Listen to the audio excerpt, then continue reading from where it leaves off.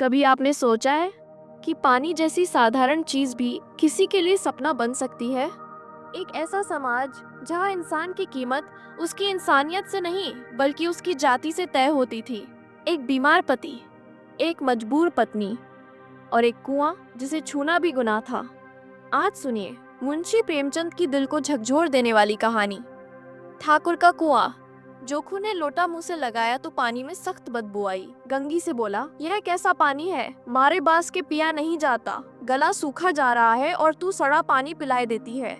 गंगी प्रतिदिन शाम को पानी भर लिया करती थी। कुआं दूर था, बार बार जाना मुश्किल था। कल वह पानी लाई तो उसमें बू बिल्कुल ना थी। आज पानी में बदबू कैसी? लोटा नाक से लगाया तो सचमुच बदबू थी। जरूर कोई जानवर कुएं में गिरकर मर गया होगा, मगर दूसरा पानी आवे कहाँ से? ठाकुर के कुएं पर कौन चढ़ने देगा? दूर से लोग डांट बताएंगे। साहू का कुआं गाँव के उस सिरे पर है, परंतु वहाँ भी कौन पानी भरने देगा? कोई तीसरा कुआं गाँव में है नहीं।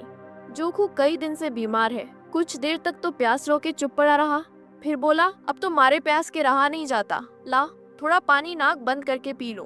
गंगी ने पानी न दिया। खराब पानी से बीमारी बढ़ जाएगी इतना जानती थी, परंतु ये ना जानती थी कि पानी को उबाल देने से उसकी खराबी जाती रहती है। बोली, यह पानी कैसे पियोगे? न जाने कौन जानवर मरा है। कुएं से मैं दूसरा पानी लाए देती हूँ। जोखू ने आश्चर्य से उसकी ओर देखा। पानी कहाँ से लाएंगे?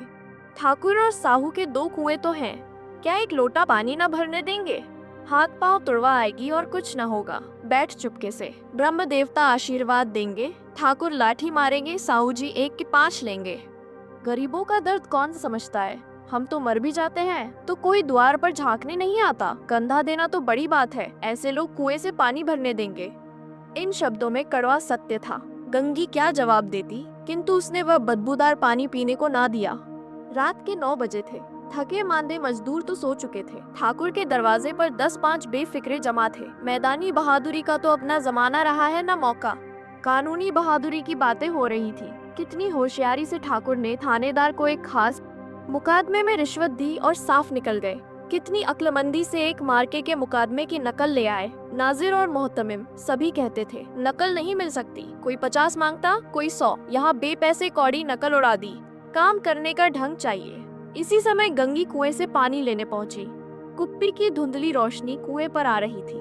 गंगी जगत की आड़ में बैठी मौके का इंतजार करने लगी। इस कुएं का पानी सारा गांव पीता है, किसी के लिए रोक नहीं, सिर्फ ये बदनसीब नहीं भर सकते। गंगी का विद्रोही दिल रिवाजी पाबंदियों और मजबूरियों पर चोटें करने लगा। हम क्यों नीच हैं और ये लोग क्यों ऊंच हैं? इसलिए कि ये लोग गले में तागा डाल लेते हैं। यहाँ तो जितने हैं एक से एक छाटे हैं। चोरी ये करे, जाल फरेब ये करे, झूठे मुकदमे ये करे। अभी इस ठाकुर ने तो उस दिन बेचारे गडरिये की भेड़ चुरा ली थी और बाद में मारकर खा गया। इन्हीं पंडित के घर में तो 12 मास जुआ होता है। यही साहू जी तो घी में तेल मिलाकर बेचते हैं, काम करा लेते हैं, मजूरी देते नानी मरती है। किस किस बात में हमसे ऊंचे हैं। हम गली गली चिल्लाते नहीं कि हम ऊंचे हैं, हम ऊंचे हैं। कभी गाँव में आ जाती हूँ तो रस भरी आंख से देखने लगते हैं, जैसे सबकी छाती पर सांप लौटने लगता है, परंतु घमंड यह कि हम ऊंचे हैं। कुएं पर किसी के आने की आहट हुई। गंगी की छाती धक धक करने लगी। कहीं देख ले तो गजब हो जाए, एक लात भी तो नीचे ना पड़े। उसने घड़ा और रस्सी उठा ली और झुककर चलती हुई एक वृक्ष के अंधेरे साए में जा खड़ी हुई। कब इन लोगों को दया आती है किसी पर? बेचारे महंगू को इतना मारा कि महीनों लहू थूकता रहा, इसीलिए कि उसने बेगार ना दी थी। इस पर ये लोग ऊंचे बनते हैं।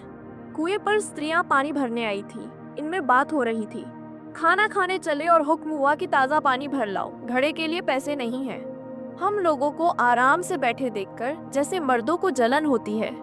हाँ, यह तो ना हुआ कि कलीसिया उठाकर भर लाते। बस हुक्म चला दिया कि ताज़ा पानी लाओ, जैसे हम लौंडिया ही तो हैं। लौंडिया नहीं तो और क्या हो तुम? रोटी कपड़ा नहीं पाती, 10-5 रुपए भी छीन झपट कर ले ही लेती हो। और लौंडिया कैसी होती हैं? जाओ मत लजाओ दीदी, छिन भर आराम करने को जी तरस कर रह जाता है। इतना काम किसी दूसरे के घर कर देती तो इससे कहीं आराम से रहती। ऊपर से वह एहसान मानता, यहाँ काम करते करते मर जाओ। पर किसी का मुंह ही सीधा नहीं होता।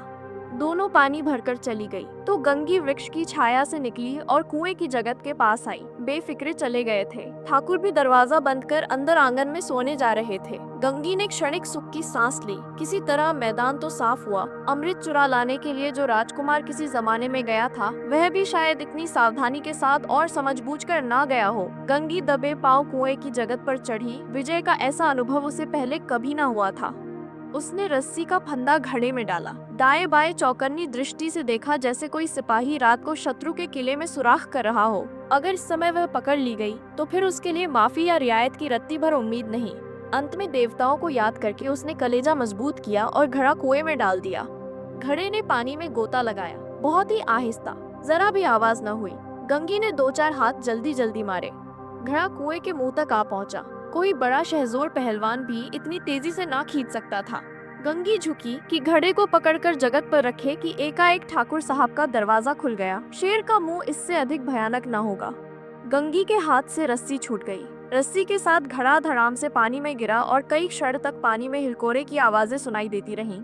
ठाकुर कौन है, कौन है, पुकारते हुए कुएं की तरफ आ रहे थे और गंगी जगत से कूदकर भागी जा रही थी। घर पहुंचकर देखा कि जोखू लोटा मुंह से लगाए वही मैला गंदा पानी पी रहा है।